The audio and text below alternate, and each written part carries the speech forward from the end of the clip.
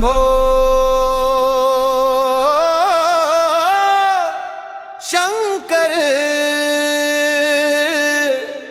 नमः शिवाय। शिजे तिजे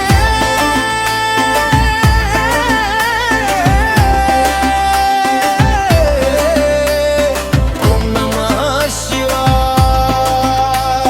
शंभो शंकर नमः शिवाय, शंभो शंकर नमः शिवाय।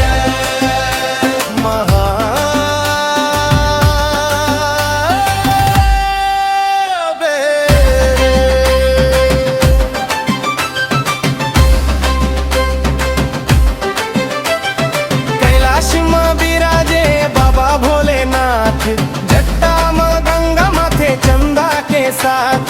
डमरू के गूंज में कांपे संसार, महाकाल के आगे झुके तीनों लोक द्वार। नंदी के संग मां भूतन के टोली, भोला के महिमा है सबसे निराली।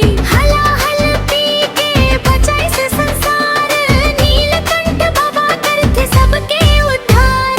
शंभो शंकर नमः शिवाय रे, भोला बाबा नमः शिवाय।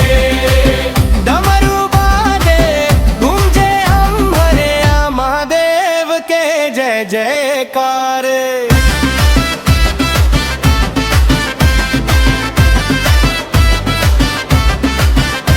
त्रिशूल धरे हाथ मडमरू, दुष्ट मन कांपे सुन के नाम गुरु।